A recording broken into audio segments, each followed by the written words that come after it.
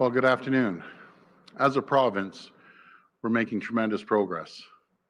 And that's because of each of you. It's your sacrifices that have got us to the place today. Businesses are reopening, the number of hospitalizations and ICU admissions are declining, and most public health units across the province are reporting 5 cases or less. Yesterday, we processed over 30,000 tests, resulting in only 111 new cases. We haven't seen case numbers this low since the end of March. So I want to thank our frontline healthcare workers, the efforts of every Ontarian, and our brave men and women from the Canadian Armed Forces. Because of that commitment, dedication, and steady progress, our most vulnerable are safer and more people are headed back to work across the province. But no one has been immune from the impacts of this virus, whether it be financial, physical, or mental. The challenges we've faced have been unprecedented. But our seniors have been hit the hardest by this terrible virus. And that's why we acted quickly and decisively to protect them. It was a difficult but necessary decision to ask our seniors to self-isolate, but it was made to save lives. And I believe if we're able to save one life, someone's family member or friend, that was worth everything in the world.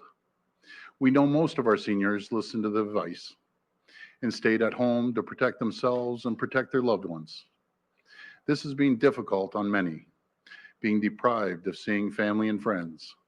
As soon as public health trends started improving, we found a way to safely resume visits to our long-term care homes and retirement homes. We allowed households to create social circles of 10 so people could hug parents and grandparents again. We invested $11 million to help community organizations deliver food, medicine, and necessities to seniors in isolation and those with disabilities. And we partnered with Spark Ontario to help recruit over 6,500 volunteers to check in on our seniors and help those in need. Today, I am proud to announce an investment of an additional $4 million to further support organizations that are helping seniors in their communities.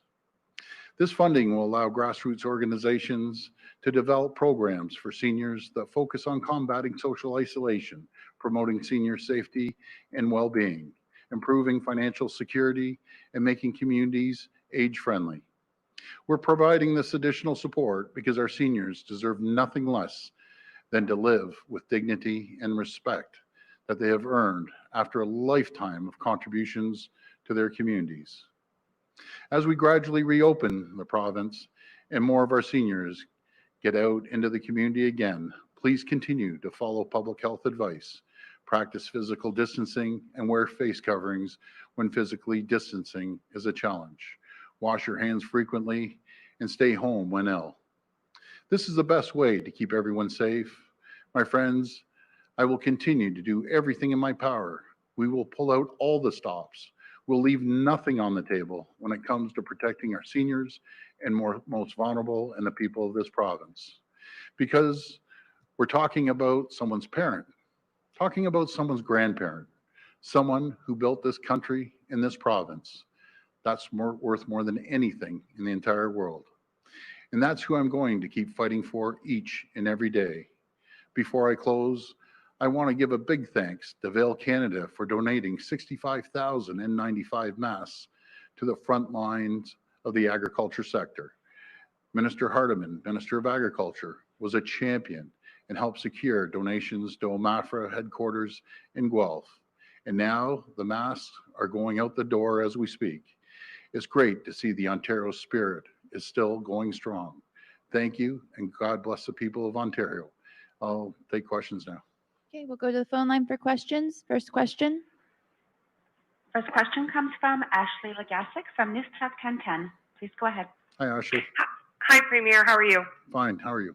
Good. I'm good, thank you. My first question is about an outbreak at a Kingston nail salon. It's now led to 18 cases of COVID-19, and apparently over 500 people have been at the salon since it reopened. Does this give yourself or Minister Elliott any second thoughts or any pause regarding the current state of the reopening plan? Well, it's concerning. It's ironic you asked the first question because the minister and I were just talking about it walking down here. And what it shows is the system's working. That's the first part. The system's working because how quickly we contacted and traced the 500 people. But it goes back to what we keep saying. You know, we have to always make sure that we wear face masks. We constantly wash our hands, and when possible, make sure in groups that we really stick to 10 people, the social circle. And I'll pass it over to the minister, and maybe she'll have a few comments. Well, as the Premier indicated, we are able to do the tracing now, that we are able to follow, that we're able to make sure that we're in touch with anyone who was at the salon, who received services, that they now should be tested themselves, that they may need to go into self-isolation if they test positive. And but it does show that our system is working. It doesn't mean that we need to move back on anything that we've moved into stage 2, but we are continuing to follow it to make sure that the appropriate precautions are taken and that the appropriate follow-up happens, but it is. Follow-up? Thank you. And at this point, Premier, are you able to speak on whether stage 3 of the reopening plan will also have a regional approach, and when can we start seeing that?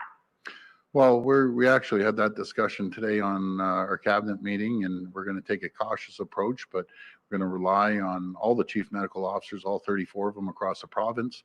And I'm sure that we'll be doing the same stage 2 approach. And it's all about making sure we have good communications with all the chief medical officers, and Dr. Williams is doing that, and they're doing a great job.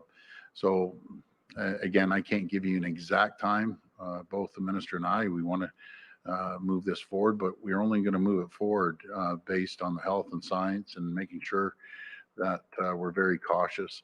You know, you look at the numbers yesterday, 30,000 tests, you know, as I say, they're running like a well-oiled machine, the testing side of things, and we haven't seen those numbers of 111 since March. So if we continue moving forward in a very cautious approach, we won't take that, well, we won't see the same events that are happening down south of the border in the US right now. It's, if I'm not mistaken, the other day, they had 36,000 cases in the US in one day. We had 300 cases in all of Canada. And even if I know they're 10 times the size, even if we multiply that 300 by 10, that's 3,000 versus 36,000. So I guess what I'm saying is that's the comparison, being cautious and everyone following the protocol, which they have. And I'm just so proud of the people of Ontario, versus a reckless approach, in my opinion, south of the border, that everyone just goes hog wild and don't worry about anything. Well, that's coming back to bite them. And we just pray to God that doesn't happen up here. Next question. Next question comes from Colin DeMello from CTV News. Please go ahead. Hi, Colin. Hi there. Good afternoon, Premier. I had a question about masks. As you know, Markham is now looking at making masks mandatory for indoor spaces. I know that your general recommendation is that people should wear masks, whether they're outdoors or indoors, especially if they can't maintain physical distancing. But there are a lot of people who live in the border of Markham, and we're starting to see these patchwork of policies, and people who might live in Toronto but shop in Markham might be caught somewhere in the middle. Premier, why not take that regional approach to masks and say everyone, as an example, in the GTA should be wearing masks? They can do it now, actually, Colin. It's up to the chief medical officer. I've talked to Mayor Scarpitti about this, and the chief medical officer of York Region. That's their choice. If the chief medical officer of Toronto wants to implement that, they're welcome to. Under Section 22, they have a lot of power to change things. So if the community, the mayors, and everyone wants to do that, they're good luck to them. I don't disagree, by the way. Follow-up? Thank you, Premier. But if you don't disagree with the idea of everyone wearing masks, why not just make it a provincial policy so that it's uniform across the entire province? You just can't enforce it. You go up to the rural areas way up north, and there's no cases. As much as we can tell them to wear masks, they aren't wearing masks. Our MPPs are telling us up in rural areas they just aren't wearing masks. I encourage everyone, but we just can't enforce it. That's the problem here, Colin. But again, it's up to the local chief medical officer. If they want to do it, then God bless them. Well, all the power to them. I think it's a good thing when you're out in public, wear a mask, wear a face covering. And that's the reason we're at the numbers we are, because everyone's listening. Next question. Next question comes from Matt Simard from Radio Canada. Please go ahead. Come on. Oh, hi, Premier. My question is for you. The Canadian Armed Forces are leaving long-term care homes, except you've asked for an extension at Woodbridge Vista Care Community. Can you give us the reason why you still need the military there, and are you confident that the situation will get better in just 1 week? Well, I want to thank the Canadian military. They're absolute champions. They've done an incredible job, and they aren't leaving until all the houses, the long-term care homes, I should say, are in the green level, and make sure that it's a secured environment for the people in long-term care. And that's why we asked the military to stay one week longer in Woodbridge. But the other homes are in green. They're doing better, but we have to be vigilant on this. We have to constantly watch us. Follow up. And do you have a plan to deal with the staffing shortage at long-term care homes now that the military are leaving? And could you ask the Red Cross for help, like in Quebec? I do. I'll pass this to the Minister of Health. Thank you. Well, what we're finding is many of the staff members of long-term care homes who left when the homes were in outbreak, now that the homes are stabilized, that they're following a proper infection prevention and control procedures, that they have the necessary PPE in order to do their work. We're finding that many of those staff members are coming back. So while they might not be at the pre-COVID levels yet, they are coming back, and we are still in the process of bringing more people on board, training them.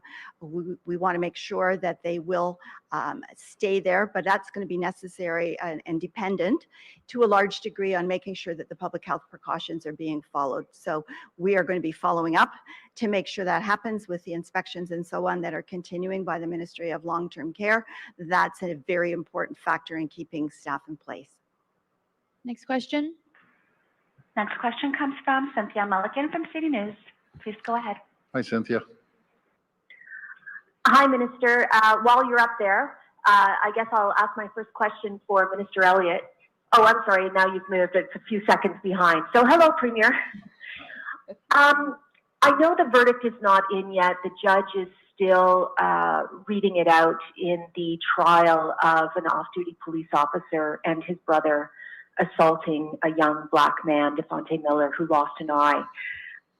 This is another example of what many people are calling systemic racism in policing. Could you address this and what needs to be done to eliminate this kind of serious concern that this is an ongoing problem with police and the Black community in particular? Well, let's first of all, let's see what the judge's decision is.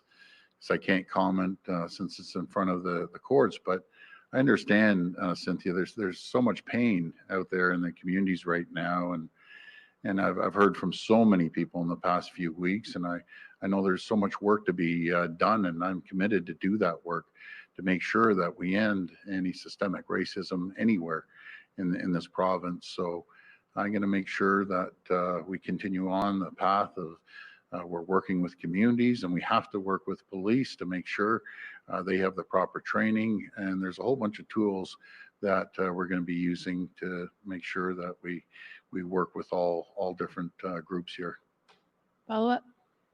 Well, Premier, can you give me some specifics on how you plan to eradicate systemic racism in policing, and do you acknowledge that there is systemic racism in policing? Well, I've said it probably a dozen times. Yes, there is. And secondly, that's why we brought on Jamil, as all of you met before, and working with the communities, and not just the Black community, all communities that feel that there's been racism towards their community. And we're a great country, a great province. And our strongest strength and the number one selling feature that when I go out and around North America to attract businesses, I always say the diversification. The vast majority of us, Cynthia, we all live together, no matter race, color, creed, and a vast majority all work in the same environments, live in the same neighborhoods. we can work together and resolve this. It's not going to be easy, but if we work together and everyone listens, we're going to get through this together. And that's the only way we can resolve this. Next question. Next question comes from Robert Benzie from the Toronto Star. Please go ahead. Hi, Robert. Hi, Premier. Monday marks the second anniversary of your swearing in as Premier, and you're also kind of halfway there. The next election is 2 years away. I'm just wondering, the polls suggest that you are in a lot better political shape now than you were 1 year ago.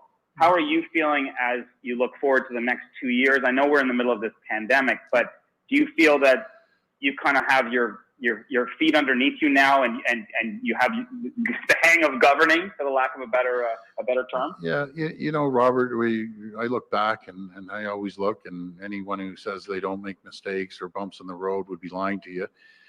There's always areas to grow into the position. I think our government has as a whole. We did a lot of tough decisions in the first year, but I look back at the 21 pieces of legislation in the 131 days we sat, put us in a better financial spot. But my main focus right now, Robert, is number one is COVID and the health and well-being of the people of Ontario. And right beside the health, because health is number one priority, but almost right beside it is getting the economy going and putting money back into people's pockets and really get the economy thriving like we did before. It's going to be a challenge, but we'll get there because everyone has pitched in. I can't tell you how proud I am of the people of Ontario and the companies that have all stepped up. It's just an incredible feeling that we're all pulling in the same direction. And when we all pull in the same direction, we're unstoppable as a province. And we have some great announcements coming forward about the economy too. As simple as let's buy local, let's buy made in Canada. Let's start, taking care of each other and looking out for each other like we have been for the last, I guess, over 100 days. Follow up. Now looking ahead, the next election is scheduled for June 2022, but it doesn't have to be held then. It could be held a year later if Ontario is in an emergency, and it's been in a state of emergency certainly since March, and will be till at least July 15th. Is it too early to think about whether you should delay the 2022 election until 2023? No, that's too far ahead. I'm looking day to day, week to week, and where we're going to be at 6 months down the road, and get the economy going, get people back on their feet. Really hasn't crossed my mind. I just want to take care of the job at task right now and keep working hard. And everyone's working hard. There's so many challenges out there right now, financial challenges with people, and they're really hurting. That really weighs on you, and making sure we create the environment for companies to thrive and people to be re-employed again. That's my main concern right now. Okay, this will be last question. Last question comes from Laura Stone from the Globe and Mail. Please go ahead. Hi, Laura. Hi, Premier. I wanted to ask about Prime Minister Trudeau's comments today. He said the First Minister's declaration condemning racism didn't mention systemic racism or systemic discrimination because not all the premiers would agree. Can I get your comments on that? Did you agree with that term, and which premiers didn't? Well, first of all, I agree. There is systemic racism. I never spoke on that item yesterday. I spoke on another item, but really, I didn't think it was a big conversation yesterday. It might have been a week ago. And I guess the biggest concern about the letter with all the premiers is a letter is one thing. We all acknowledge it, and I think we've all acknowledged it in our own provinces. And 3 to 4 weeks later, we're putting this letter out. We want action. And I know the Prime Minister wants action too, but all the premiers are saying enough of the talking. Let's start getting action, get things in place and start moving forward. And that's where we were at. But the letter went out, and I think we all agree. Matter of fact, I know we all agree. Every premier and the Prime Minister all agrees there's an issue. We have to deal with it. But talk is cheap, and let's see some action. Follow up. And you alluded to this yesterday, but I wanted to get some specific comments on you. You mentioned an article in the Toronto Sun, which says that your government twice rejected funding for long-term care, including in February, to stabilize staffing levels. Can you clarify whether this occurred, if this is some sort of internal dispute that's happening among members of your government? I'm sorry to interrupt, but that is so frustrating that the person, I like the person that wrote, I'm not going to name the person, I really like the person, but they didn't do their homework. It's just the furthest thing, riddled with mistakes, furthest thing from the truth. We put in $243 million, and the working group, I want to get this done until they can come back and ask for more money. It just totally was totally inaccurate. Not even close. I don't even know where they came up with the stories, but just do the homework. That's all I'm asking. Or even better, because you know the media's been doing a great job. By the way, I got to compliment them. They're doing a great job. But just call the office, and we'll give you the straight goods. Call Ivana, which most of you have a great relationship with. Ivana, call her up. We'll give you the straight goods. There's nothing to hide here. We're pouring money into long-term care. We're going to pour $1.75 billion into long-term care, making sure that we have more rooms. We're going to throw everything we have at it. So no one's ever invested $1.75 billion. To give you a comparison, the last administration that was down here in 15 years created 611 beds. There's a backlog of 30,000. We want to create 15,000 the first 5 years. And I know there's been a little hiccup here over the last few months because of COVID, but we're going to really start driving new homes, long-term care homes, an expediting process, and working with the municipalities to expedite the building permits. And we're going to do a little experiment in a couple months that I'm going to work with municipalities, 3 different municipalities, on how quickly we can actually build long-term care homes. There are about 300 and some odd beds in each home, but we're all work together. We work with labor, we work with the municipalities in the province, and work with the feds. We're going to expedite these homes. But Okay, thank you. that's it. Thank you so much, everyone. Have a fantastic weekend. Stay safe and just practice the protocols. Thank you.